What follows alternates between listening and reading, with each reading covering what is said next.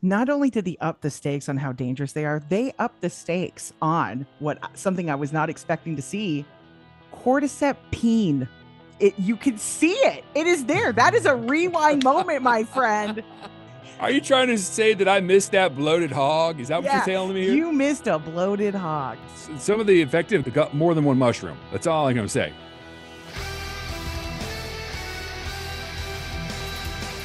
Welcome to Fitz and Friends, a very special edition of the Fitz and Mo bonus show as we break out all the ins and outs of the new season of The Last of Us Part 2. And Mo, happy 420 to you. Happy 420. I've been celebrating all day. And Oh my gosh. I don't know if I should have celebrated during this episode because now I'm wearing all black. I'm in mourning. I think I might call out of work tomorrow because I'm suffering a loss. So the episode was called Through the Valley. And I got to tell you, watching the first episode of this season of The Last of Us, I was kind of a little bit let down because it felt like it was so, as the Catherine O'Hara character said, it felt like it was so bogged down in the world's most predictable problems. Fathers and daughters not getting along. Oh, is she, will she, will not in a moment for romance. But this episode, 10 out of 10, it was amazing because it just really just felt like the walls have come down, the walls have been breached. No one will ever be the same. And there was a quote from George R. R. Martin I heard a couple of years ago, right after Game of Thrones and the Red Wedding came out, and he says, "Well, you now know where all your nerd friends were so upset about 20 years ago." Yeah, that was all of us in 2020. I don't, I don't, There was I don't want to be provocative, but do you see what I've got on my shelf back there? no, put it away now. I'm already getting PTSD. If you're watching this, you can see what's in the background. If you're hearing this, he has is that a 9-iron displayed on the It's a top? it's a golf club that I found in my neighborhood. You found it, you just displayed it. Yeah, I just Sight. found it in my neighborhood just in time for tonight's episode. That's just some psychotic stuff right there. How dare you? Uh, Holy crap! What an episode! The TV show is again doing what the game did, just better and faster. Mhm. That in this second episode, Joel and Abby, they meet each other, and then they meet Destiny in the chalet. It's telling the same narrative as the game, but it's just skipping out all the stuff that didn't make any sense. If you just look at, like, even in that moment, like that initially Dina was there, it covers a lot of stuff in the game. Like now Tommy doesn't have to go to Seattle to come back and report. Dina's the one who knows who they are, where they're from, and what their names are. Mhm. And I think in that moment it gave the Dina Ellie relationship a little bit of chance to breathe, because it was not Ellie and Dina in the pot shop, but it was Ellie and, Jesse. yeah, Jesse in there. I mean, just, and again, that name drop of Eugene, and I feel like that's going to come up later in this episode as we talk about why that is important foreshadowing. Things we have at the end, the best part of the show, the Mo puns will be happening at the end. So do you have your puns ready? I think so. Okay. So what do you say? I mean, what was what was the big shock? As people who played the game, we knew it was coming. I was surprised they got to it so quickly and so well. What was the big shock for you? Uh, I mean, I think we kind of had a little inkling that it was going to come as quick as it did. I thought it Yeah. was going to be maybe one more episode. We're going to get them just for a little bit longer, but I think they made the right choice in boosting everything the way that they did. And we got a season finale for the second episode. It Oh, only yes. leaves you to wonder how much bigger these next ones are going to be, or if the next one for the third episode is going to be more of a morning, we're like slowing it down a little bit, like, or is I feel like it's going to be a roller coaster episode. One's going to be great, then the next one's going to be low, next one's up and down. It's emotional. It was, I mean, you're exactly right, Mo. The battle at Jackson, we talked in the last episode of Fitz and Friends, like, oh, it'll probably be the season finale of that. They're just like, hey, let's do that, and the gang goes to Montana moment, all in the same episode. But at the same time, they both felt like they had equal amount of screen time. Like the Jackson battle didn't overwhelm the moment in the chalet. The chalet battle did not the chalet moment didn't make the Battle of Jackson seem small. I mean, it Mhm. was an incredible amount of just watching HBO learn from where the Game of Thrones finale went wrong. You know, if you think about it, like the last couple episodes of Game of Thrones, it was a castle battle, and we saw a great castle battle in Jackson. Finally, HBO's like, all right, let's just turn up the brightness a little bit so people can see what the hell's going on. Am I the old? Did you get any Game of Thrones castle at the end of this? Because that's totally what I thought. Yeah, I mean, when you talked about shows that other shows that came to mind when you're watching this, Yeah. I immediately thought Game of Thrones, especially Oh, with the totally. storming of the castle. I Mm. specifically was thinking more of like the storming of the wall. It really Oh felt like yeah. that. Um, Here's the thing you have to remember when you compare Game of Thrones and The Last of Us. With those last season, or the last season of Game of Thrones, the book is still not written. Right. We don't know what happened. So you have the showrunners trying to make these sped up decisions, and we lose so much detail that the books have that made it so spectacular, Hmm. that they just kind of rush through it, and they're like, well, maybe if we turn down the lightness, no one's can really be that upset because they can't see anything. I think the Night King's holding a Starbucks cup. Is that really what's happening here? Well, and then you go and you look at an episode like this where they speed everything up. For the most part, you're just getting rid of all of the gameplay. You're going straight into story. And I think they did not just a great job telling you exactly what happens in the gameplay. I think there were way more intense moments. Oh, totally. For instance, when this is kind of skipping ahead, but when Abby ends up trying to run from all of the infected, and they get to that chain link fence scene No. in the game, when you're crawling through that, it does not feel like it's almost like suffocating you, because Mm, they are just laying on top of her at that point. And they have this really great moment on how much the infected or the cordyceps really are just trying to latch on to another living organism, to the point yeah. where, and you had said this in your notes too, I hate to steal your thunder here, but seeing the hand just rip through the chain link, the way So that it did was intense. it was so metal. Like, it was one of the things that come up in the first episode and now this episode. The infected in the TV show are different. They're scarier and they're better. Mm. The idea that these things are all networked together. I even think that even though we had a Battle of Jackson, we did see when the worker busted through the pipes, he recognized the cordyceps growing in the pipes just as the bell rang as the horde showed up. I don't think Jackson's out of danger yet. And again, HBO learning from Game of Thrones, when they sent all the little people and the old people into the basements, I'm like, oh, they're just going to get eaten. Mm-hmm. Like it was in Game of Thrones. I just thought they were telegraphing that, and they didn't. So uh, I thought that they handled the death of Joel magnificently. And I will say Caitlin Devers, any doubts anyone could have about her being Abby were dispelled. In the first episode, she didn't do much, but in this one, my God, she was the terrifying, powerful, personally dynamic Abby Anderson I remember playing in the game. And just as a little nerd moment, like a little fan service moment, uh, Caitlin's costuming on screen is exactly Mm-hmm. Abby's costume from the game. Exactly. And that even though Caitlin is smaller than Abby, that she personally commands that room and that strike force. I mean, she even got when Joel's like, "I'm in charge." No, you're not. That came out of her that she brought Joel to heel. She felt like a worthy adversary for Joel Miller, and there was because the internet just cannot handle women being in shows about video games. Talk about recasting Bella Ramsey for Ellie, and if first it seemed insane to me, but she was so searingly hot in her performance where she's breaking down and seeing the dad die.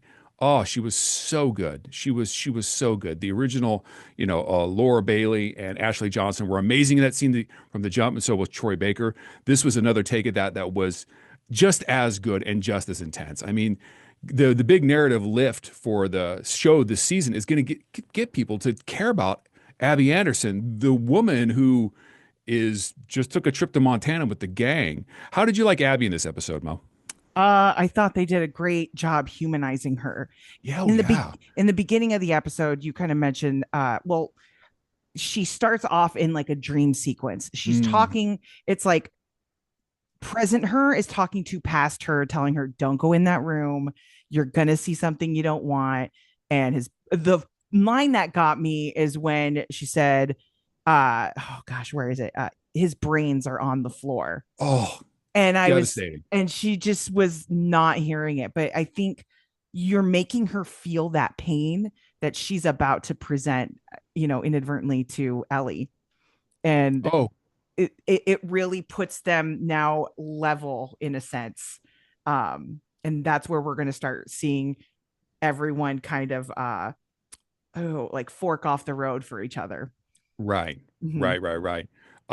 The humanizing Abby is going to be tough because, you know, you and I have played the game. The game came out in 2020, and when we both got to that part in the game where Mm. Joel dies, we're like, "Holy shit!" texting each other. I remember, but you know Yeah, what? It had to happen. You can't have him going through this whole game. You need to totally. get Ellie uh, a chance to really show herself after outside of Joel. And the only way to get rid of the shadow of Joel is to get rid of him. And I think it was the smartest thing to do. Hold on a second. Heartbreaking, Let me yes. get let me get something off my shelf here real quick. No, no. I swear, if you do, I'm gonna steal it and hit you with it too. We're gonna have a Joel and Abby moment. I will straight up Abby you. Mo goes to Tempe.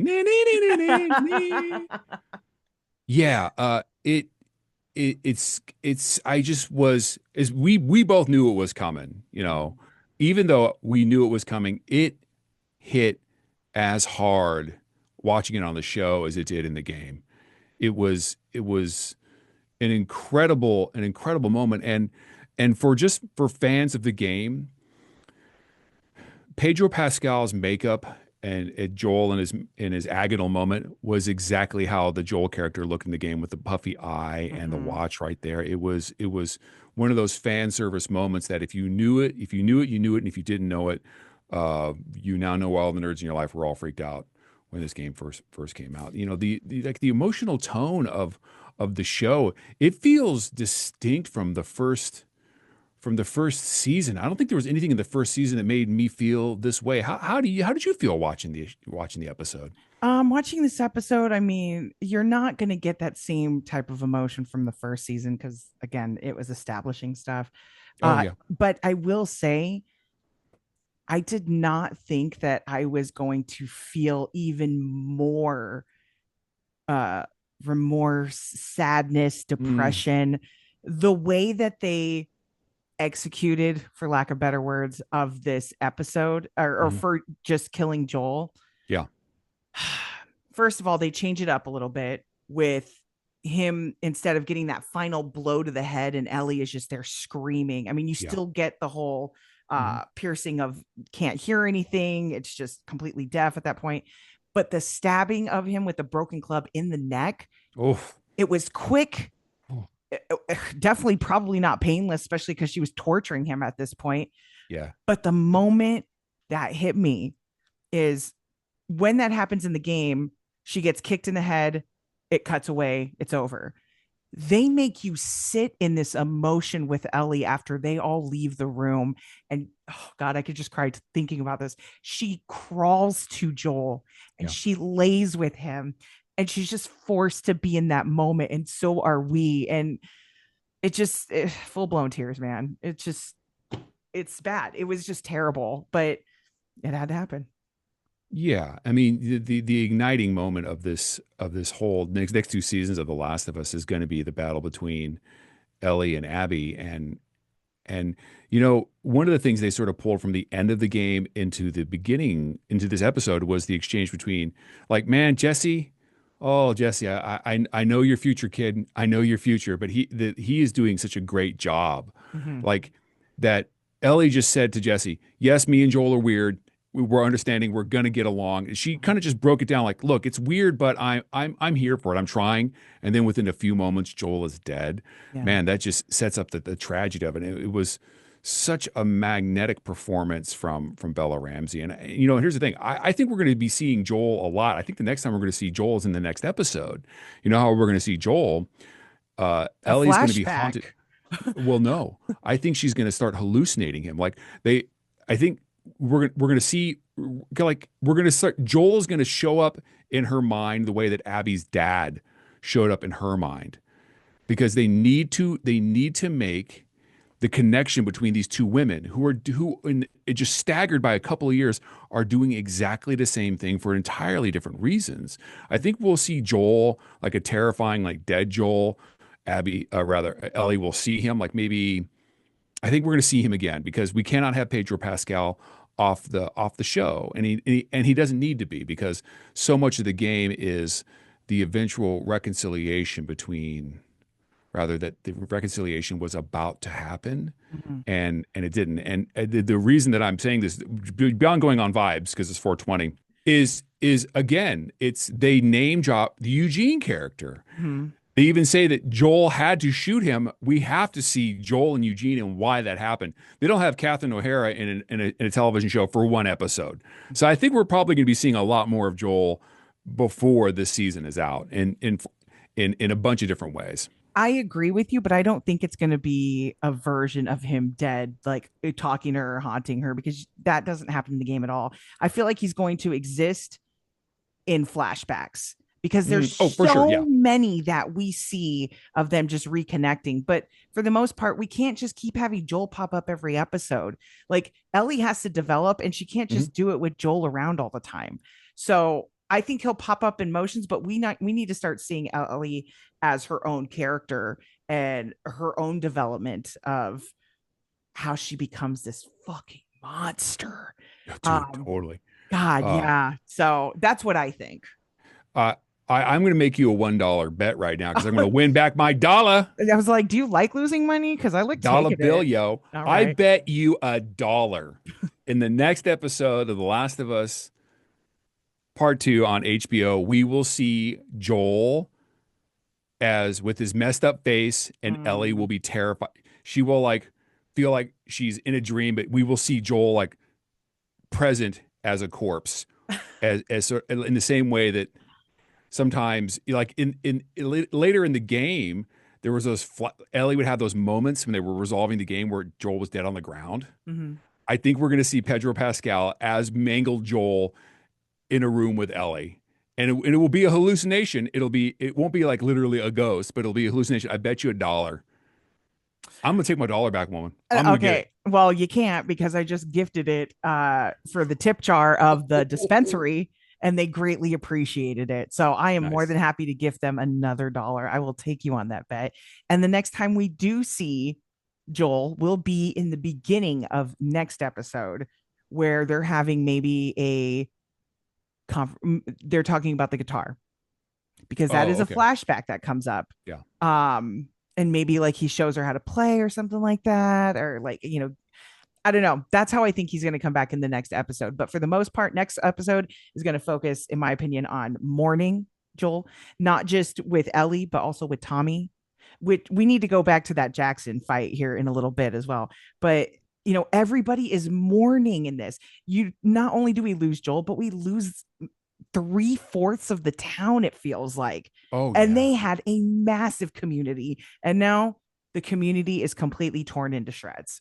Truly, the walls have been breached and no one will be the same. So now let's a little bit later. Let's go back to the Battle of Jackson, because you can't be saying, "Oh, let's go back to the Battle of Jackson." I can't wait.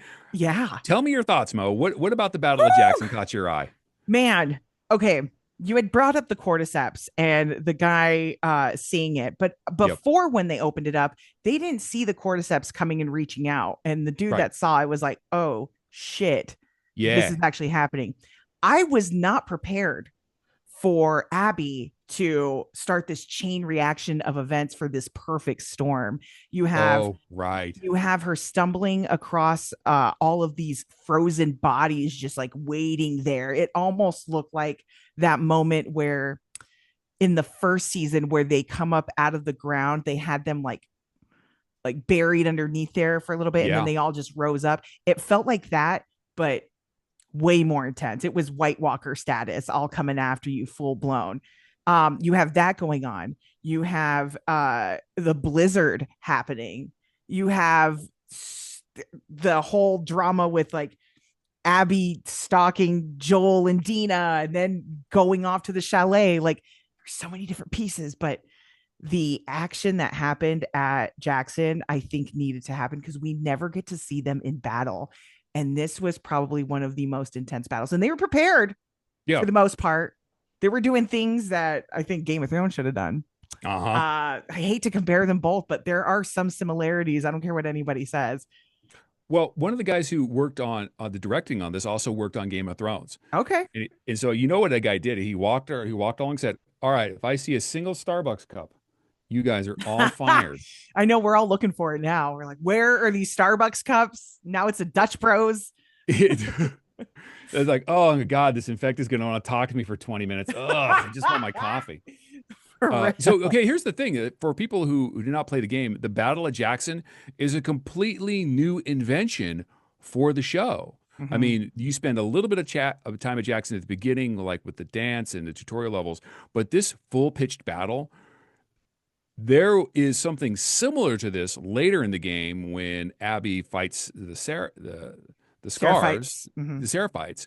But yeah, this is an entirely new invention, and I just got to say that this is why adapting video games to screen, it has to happen just how they're doing it in this show, because sometimes the show just tells the narrative better, and there are things that can be done in a show that cannot be done in the video games. And when people are like, well, that didn't happen in the video game. Well, I spent a lot of time at the crafting table. I didn't need to do that in seeing the show. That's the probably, as people who played the game, for me the biggest shock, other than Joel's, the gang takes a trip to Montana, was how perfect the battle at Jackson seemed. And I'm like, why was this not in the game? Mm. Why was this not in the game? That would have been an amazing thing to have just at the jump of the game. Intense combat, back and forth, giant hordes. Oh, dude. Oh, it was such a great addition to the universe, you know? I agree. I think they did a great job telling that. But I will say, when I first saw that, or when I first heard that Dina was with Tommy, or Dina was with Joel, instead Yeah. of Tommy being with Joel on this Yeah. patrol, uh, I was so thrown off. I was like, why would they do that? Oh my God, Dina's going to get knocked in the face. She's going to get all messed up. But it was not that at all. And they were very smart to do that choice because you have Tommy ringleading everybody. He is Mm-hmm. like the commander, the general of all of this.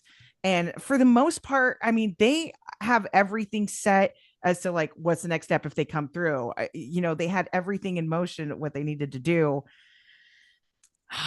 But man, I don't think they were expecting that giant bloater. It looked even bigger than the first one that we saw in the Mm. first season. Um, Gosh, even the infected in this one, seeing them frozen, Yeah. it added some type of like dangerous beauty to them because they looked Certainly. gorgeous in the snow.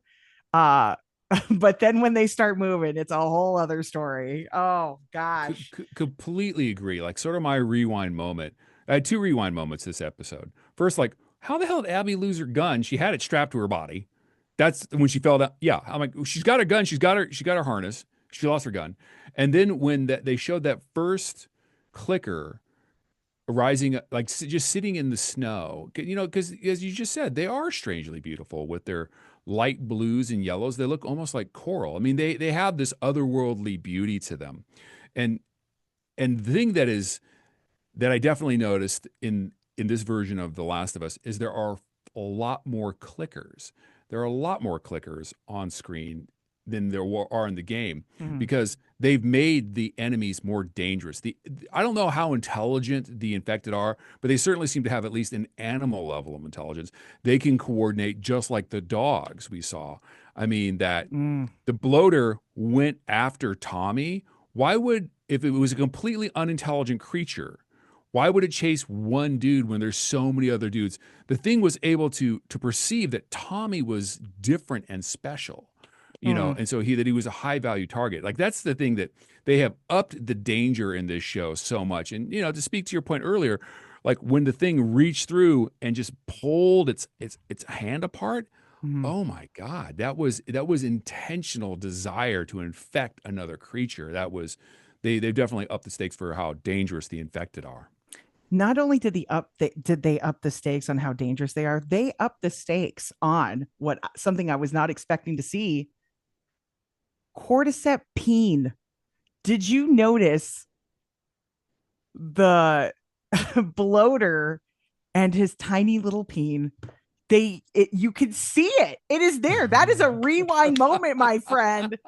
And I Hold on a was second.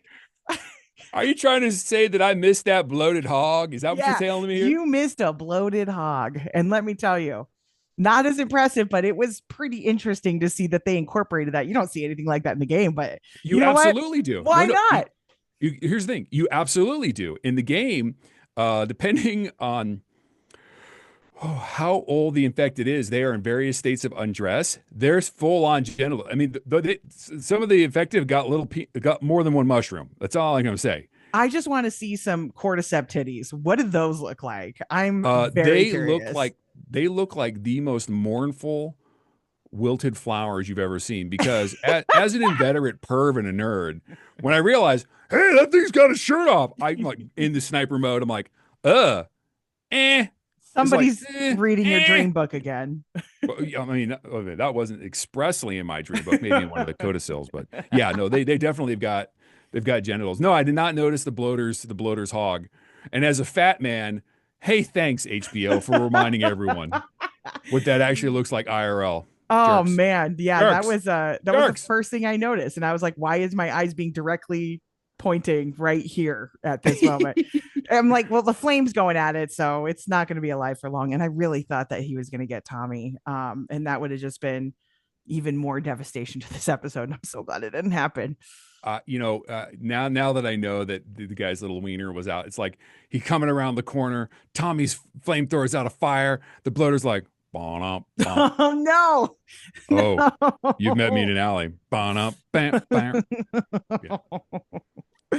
Oh my gosh, this is worse So, than a. just for some like nerd stuff that makes Fitz happy, the the battle at the castle. Finally, they used their castle as a castle, which they Mhm. didn't really use in Game of Thrones. They fought intelligently. It made a lot of sense. It really, more than anything, reminded me of the Battle of Helm's Deep in Lord of the Rings, which is one of the Mhm. just the classic battles in Mm. fantasy things in fantasy cinema. And I don't know if you knew this, but there is an American Sign Language version of The Last of Us that airs simultaneously. Dude, watch it. The guy doing the signing in that is a legitimate fucking rock star. It's amazing just the way he does it and the way he sort of signs for the clickers. Mhm. Oh, it's so fucking good. It's amazing. It's one of those things like, oh my God, I just kind of put it on to see what it was. Crushes it. Like one of the things he does is like when you see like a character walking along and then an infected will show up, they just fade him in real fast and he goes like that. It's so good. Definitely watch that. Yeah, I remember reading about it when before the season came out, and I thought it was interesting. And I'm gonna sound uh I'll probably get canceled for this because I'm just unaware and I should educate myself more. But when Mhm. I saw that there was an ASL version, I was like, okay, that's cool. Uh, but that's what subtitles are for too, right? Or am I just Oh, like a trash person? I'm definitely a trash person, but I immediately thought it is distracting to see someone on screen signing, and like I saw the preview of it and everything. um but it made me think of like a YouTube video where someone is watching and doing their compare and contrast notes. I don't know if you mm, ever see those. They're like green mm, screen in uh right. over like an episode. It's fascinating. So that's immediately what I thought. But I mean, if it's doing good for the world, then sure, let's go. Let's do So it. this is what this guy does is it's not just the words that he signs, because he definitely does that, is he also signs the music. Oh, okay, that's And that, and this fascinating. and this is actually a sign that he was doing of like the building Gustavo Santaolalla music. Yeah, it's Like very he just do- thriller he esque looking. and then like the characters, their breaths, things that you cannot get. That's not words. It really is. It's amazing. So believe me, I'm always happy to be uh, interested in all versions of these things. And if Mhm. you, it's people who are lucky enough to be able to hear, it's just that much radder because it is just it's so good. And he is this dude. Mwah, he's so fucking good. Mhm. He's really amazing. Standout performance for the episode for you, Mo. What was it? If I'm going to pick a hero of the episode, I'm going to go with an unusual pick, and I'm going to say the director, Mm, Mark Malod. yeah, Now he's directed The Menu and Ollie G in the House. And for him to tackle a task like this and to have a perfect balance of action, mourning, I mean, everything, all of the feels. I think he did an incredible job with the amount of responsibility that he was given for this. Uh, clearly. I think he was definitely the hero of the episode for sure. Standout person. He actually worked on Game of Thrones. One of his credits is also Game of Thrones. Okay, I Yeah, did not see that. yeah, That he was makes the guy who was sense. referencing earlier. For me, the standout performance, Caitlin Devers, Mhm. because there was a basic question about every every show needs every Bond movie needs a great Bond villain. A Mhm. show like The Last of Us needs a great antagonist, and that Caitlin Devers was able to span it from the beginning of being mournful about the dad and going through with the grim task of seeing her father's body Mhm. to seeming worthy enough to square off against the walking apocalypse that was Joel Miller, and that Mhm. she was just so gangster about it. She shot Joel in the same way that Joel tortured that guy's knee in the first game. She Yeah. did Joel stuff, and the tie-in between for gameplay is that Joel and Abby in the games they have the exact same move set. I had always kind of thought that the reason they made Abby so physically buff in the game was to drive home that Abby is Joel, Joel is Abby further in their very ways. Yeah, that she was able to so inhabit that performance because I thought if she can't be Abby Mhm. and do both, not only be terrifying but someone you can invest in emotionally, this show's going to go nowhere. I thought she was magnificent in this. Did you have a best line? Was there a line that stood out to you in this episode? The line for me was his brains are on the floor. It's Oh, right at the so very good. beginning. And you see Caitlin or, you see Abby just look like, I don't care. I need to go in there to make sure myself. And then she starts describing all this later on in the episode to Yeah. Joel about her father. And oh my gosh. And the way that freaking Pedro Pascal delivers that line where he's like, say your speech and get over or get it Get over on with with. it. Yes. Oh my God. Chills. It was in my soul. But I was not ready. I was not ready. I immediately wanted to start crying. Yeah. Ah. In many ways, again, like it captures beat for beat what happened in the game. I mean, in the game, Joel says, "Who'd I kill? Was it your mom? Was it your dad?" Mm-hmm. And that that the writers of the show so just kind of got down to the middle of it. Like Abby's monologuing, and Joel's like, "Shut the fuck up! Just do what you're gonna do." Yeah. And that felt like in a moment that Joel knew there was no point in pleading. He knew he wasn't getting out of there, and he was not going to give her the satisfaction of twirling her little mustache Mm, over her. For me, the my line of the episode is also an Abby line. It's him. it's He's Joel. Joel. Yeah, Oh that my that God. and those when all the guys are like, "What?" And it felt Yeah. way more intense in this series than it does in the game. It Oh yeah. it captures it when you see everyone's emotion in slow Hmm. turn and it complete shock that holy shit, we were trying to convince her or we wanted to convince her to go back, but she actually fucking did it. And now we have to follow through. And I bet you all of them did not think it was ever going to happen. And then Oh they my had to God. sit there and witness it. And, I think maybe be a part of the problem that they didn't want to be a part of in the first place. And she ultimately puts them in danger down the road. Oh yeah. So I can't remember in the game. I know you're replaying The Last of Us Part 2 right now. Mm-hmm. Does Abby's strike group sort of talk about how we're trying to talk Abby out of it? I, No, I they don't really mention it because they don't give them a lot of screen time. screen time so much. But you see a little bit more with them when I don't know the guy's name that I don't know why I can never fucking remember his name. The guy that's basically with Abby for the most part. Grant. Grant, is that his name? Okay. I think it might be Grant. Anyways, everyone, he's telling her, yeah, I have a plan, I'm still working it out. She's like, okay, well, I'm gonna go take watch. And then he tells everyone while she's gone, I'm gonna try and convince her to leave because I don't know how long at this point they've been looking for him. I'm sure she's been training for a while, but how long have they been on the road just trying to find Joel? And they're probably exhausted. They want to go back to Seattle to their Notable lives. information. Those guys. Here's like it's sort of like getting. Don't want to get too bogged down into the mechanics of the game, but uh, those guys walked from Seattle to Montana, Mm, and then they mm. walked back, and that Ellie walked to and from Seattle and to Santa Barbara. They walk. They walk. Maybe they take horses every once in a while, but yeah, mostly they walk. And so I mean, the distance between Seattle and Billings, I think, is 1,100 miles. Oh God. Yeah, Ew. Um, fucking walk. I want to ask you something. What were some of your favorite Easter eggs in this episode?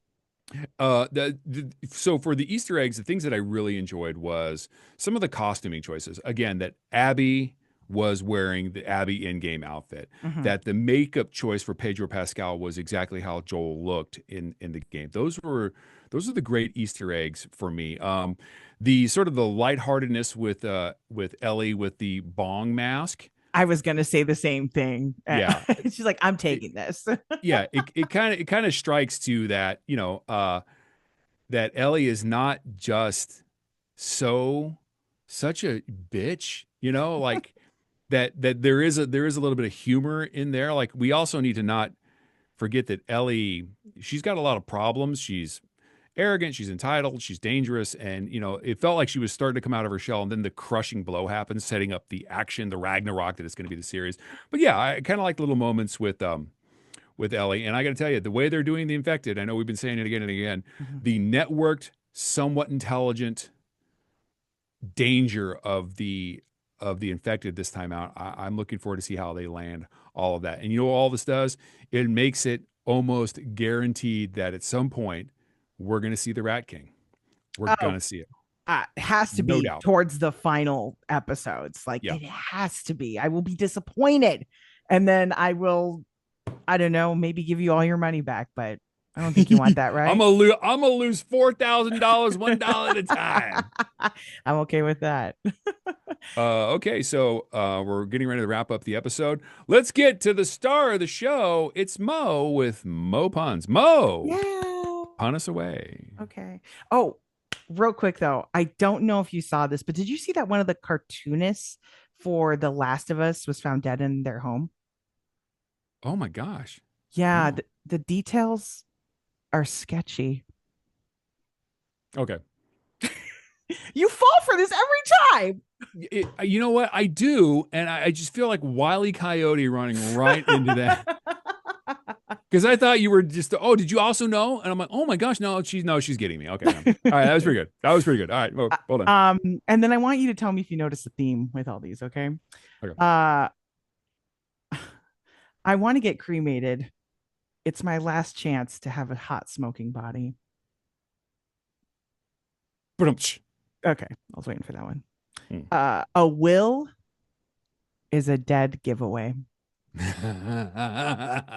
Hey, that one I love. That I was a love good that one. one. That's a good one. If you think these are funny, you're dead right. Way, oh! Pew, pew, pew, pew, Pew, pew. pew, pew, pew, pew, pew, pew, I pew, did pew. great. And scene. Thank you so much for having me. Looking forward to the next episode, and that wraps up this very special edition of Fitz and Friends, the Fitz and Mo bonus show where we break out The Last of Us Part 2 on HBO. You can follow us on social media. Mo, if people want to be like, hey, are you that girl? Where do they go? They hit me up on the Instagram, slide into my DMs at MORO Radio or Moro Radio. You can always reach out to me. It's FitzMadrid on Instagram, or you can email me, fitz@fitzmadrid.com. Please do leave a review on the Spotify, where you can get the audio version of this, or on the YouTubes. Yeah, Mo, you where do could they? do that Yeah. at MORO Radio or Moro Radio. Thankfully, my handle is the same all across all platforms. Oh, Uh, mine is a scattered mess. Also, who the hell is emailing you? Why do you take emails? Are you going to ask for fax and telegram next? You are so old, Fitz. Stop. Emails are a thing still. They Also, are, but people slide into DMs now. We are in the social oh, age of the world. oh no. Here's the thing. I do slide into DMs. Usually, it's other Fits at 3:30 in the morning, and then I got to send an Oh, apology text the God. next day. Yeah, you do. Yeah, Hey, you do you want to buy swords with me online? The amount of weird stuff that you've bought in the middle of the night, I if I had $1, I'd have $4,000 for every single one that you've done. And here's the thing: you have $1, and I would have an armory of swords that would defend Jackson. And Those guys would hookahs? be just fine And busting hookahs. out the swords. Yeah. So check us out next week, and we will catch up with you guys then. Thanks so much.